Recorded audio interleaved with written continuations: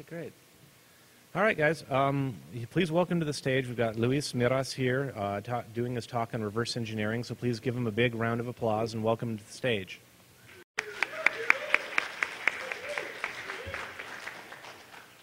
So good morning. Hope everyone's doing all right after last night.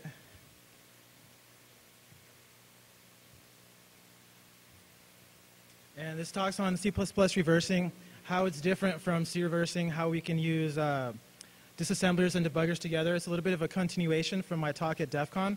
So I'm going to review some of the stuff I covered there just as an overview, and then I'm going to go into what's specific to this is my blog. I haven't posted in a while, but all this, the code that's on here, the slides from DEF CON and from here will be posted there pretty soon. And if you want to email me for whatever reason, there's my email. So this is a little bit about what I'm going to cover. I'm going to cover what I call the different phases and what needs to happen to bring reverse engineering to the next level. Right now, there's a lot of holes and things that are missing to make it a complete process, and a lot of things that could be done better.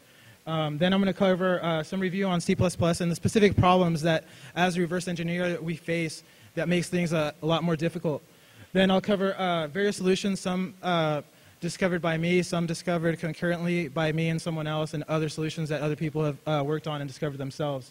Then I'm going to talk about the future roadmap, where this should be going, and part of that is phase 3, which is what I refer to as a software JTAG, and go into that.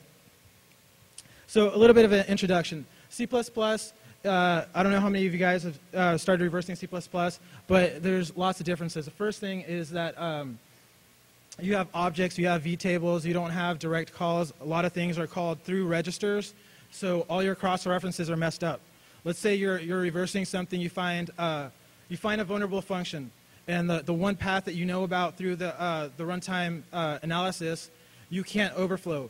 But you want to know what other paths, what other code paths can you get to that vulnerable function. It's really hard without having some type of cross-references and really examining the vtable to see how you can get there. So this is a lot of what the talk's going to cover by using the static analysis provided by IDA, some analysis scripts, and also using runtime disassembly together to create a loop. So you use IDA, then you use your debugger, and you start feeding information back and forth so that you get information back from runtime, feed it back to disassembly, reanalyze, and you keep on going until you get a good hold of all the software you're trying to reverse engineer. So this combination is it yields a lot more results. What I'm really trying to do here is, reverse engineering is really slow. You know, it takes forever. And if there's stuff that we can do that optimizes it, we run through, let's say, some test code, and it starts feeding and filling out disassembly commenting code for us, then that saves a lot of time. It'll make finding vulnerabilities faster and more efficient. So these are the phases I think that need to happen to be able to make reverse engineering faster and more successful. The first thing is symbolic information being passed from disassembly into the debugger. Right now, what's available into, let's say, Ollie debug or WinDebug, soft ice is end of life, so I'm not really worrying about that. But right now, the only type of symbolic information we have are map files. Map files just tell you where a function is, what the name is. That kind of helps out, but it's not enough. So to work on this, I started working on a couple different IDA plugins. The first one is going to generate custom PDB files. So you take your disassembly from IDA, and all the functions that you've named, all the structures, all that stuff is put into a PDB, and the PDB can be loaded into the debugger. So now you're not looking at like 04x317 or whatever. You're looking at main. You're looking at read stream. You have a name, and you can correlate directly between the disassembly in IDA and in the debugger. Other type of stuff like that is objects. Very important to know, like name of objects, the names of structures, the different fields. You don't want to see EAX plus 14. You want to see, let's say, some vtable plus read stream, or you want to see like object.method, or you want to see the actual type that's in there. So after that part's complete, the second part is to close the loop. So phase 1 is going in one direction. It's going from the disassembler to the debugger, just one way. Phase 2 is where the loop gets completed. We take information from the debugger and feed it back into this assembly. And we start creating this loop that is going to provide a lot of the commenting and a lot of the data analysis for us without doing very much work. And phase 3 is we have all these disparate tools. We have disassemblers, we have debuggers, we have plugins, which are really just trying to patch tools we have to work together. None of the tools really work together. So what I envision is we have a standard API or interface, somewhat like a software JTAG. So there's one interface, and I could use IDA for disassembly, I could use WinDebug for debugging, or I could use Ollie, or I could use GDB. It doesn't matter. It's all going through one interface. So to do that, all we have to do is write plugins for all the different debuggers, all the different disassemblers, different viewers.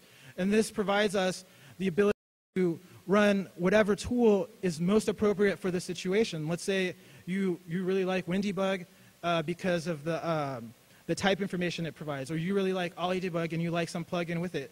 You can use any type of viewer if you want. Let's say that you don't like IDA because of its licensing, or they won't give you a license because you're an independent researcher and they only want to sell to companies. So you can create another viewer and still use the whole subsystem, use the same debuggers, everything will work together. So that's what I've been concentrating on, is working on that. I'm going to try to have something working on that around CanSec next year, at least some kind of proof of concept, working at least with IDA, WinDebug, and Ollie Debug, perhaps GDB. So here's some of the differences between C and C++ from a reverse engineering standpoint. There's lots of indirect calls. So there's no cross-references. Cross-references is, let's say in IDA, bring it up actually real quick. So if you're not familiar with it, you can take a look. So let's see this read stream function right here. If we want to see the cross-references to it right now, all we see is the vtable. That's it. We don't know who's calling it or what's going on. All we know is coming from vtable. This is not very helpful. If it was C, we'd see all kinds of functions that call directly to it. So there's also virtual functions. Virtual functions are functions that are not defined in base classes, and anything that inherits from it is going to actually create it. So you're not sure, depending on where it's inherited from, what it's actually calling. It depends on the actual object type.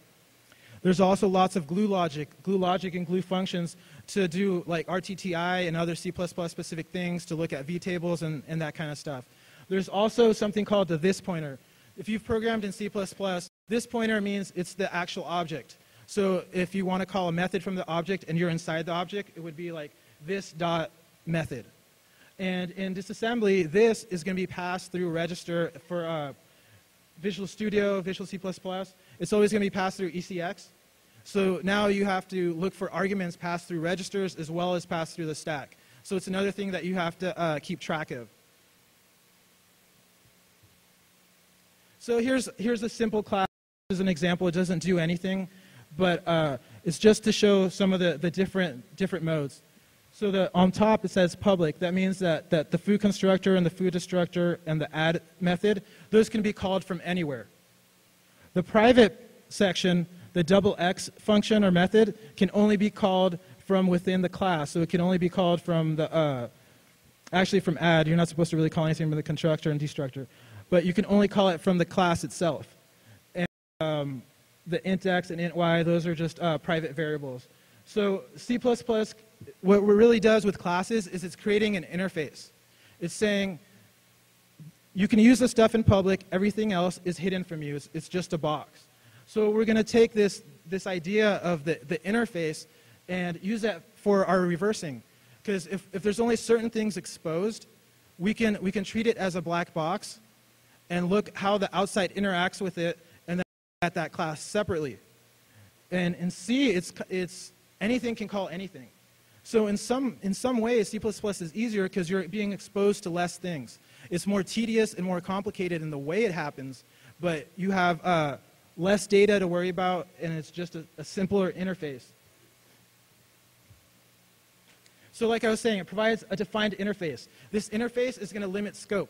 So you can only call the private functions within the class. You don't have to those being called outside, because that is how C++ is defined. So if you understand this interface, you can understand from a higher point of view. I'm not talking about like understanding like C++ or assembly. I mean understanding from a developer's point of view. Why did they design the object in the class in a certain way. So it's kind of like, you could use a lot of this information as even like a design overview. What were they thinking when they wrote this software? Was there different objects? Why are certain ones inherited from other ones? And what are they trying to expose? Sometimes this doesn't work that well for badly written software, but that's the case for any language. But with well-written or decently designed software, you can get a lot of ideas how it works and how it interacts. And this is more like concept kind of stuff that it's not really even code. So a little more of an overview. What is a vtable? So a vtable is an array of pointers. And these pointers are all the methods within the class. So as we saw previously, here, this doesn't use a vtable, but for example, you see that these has a method foo, the structure foo, and the method XX. So if it had a vtable, we would see pointers to all those. And a vtable is used to make indirect calls. So if we look down here, the first assembly takes the vtable and puts it into EAX. So that's going to be the base of this array. Then it's going to add 14 to the base, and that's a pointer to some method. So that's going to be the sixth method within the vtable for this object. So this is how the vtable gets used. In the next slide, I'm going to show an example of a vtable so we can kind of see what it looks like, but it's just an array of pointers. So here I cut out a little piece of a vtable, and what you see is these are all 4-byte pointers, and they're pointing to all these different functions. And the function I showed before was the read stream, the second one from the end, and we looked at to see the cross-references for that. But as we see, all this is just a bunch of pointers, and that's it. This is how you make calls indirectly. So cross-references and the story they tell. Cross-references are extremely valuable. That's how you know how different functions, different methods interact. And through cross-references is where we actually get insight into the design of the software and the program.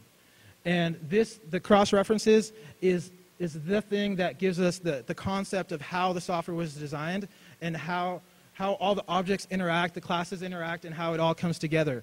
It's all about who calls who and why. Why is certain functions and methods coupled together only from here to here? It's because there's some type of use and there's some type of design behind this. And what we use cross-references for is to determine what's public, what's private, and what's protected. Looking at something like this, we know that XX can only be called from within the class of foo, right? So if we have a vtable and we know all the methods within it, and we see that one of the pointers to the function only gets called from other methods, and it never gets called from outside, we know that's a private function or a private method. If we see it being called from outside of the class or object, we know that it's public. And if we see it being called from a vtable that is inherited, we know it's going to be protected. So this is how to determine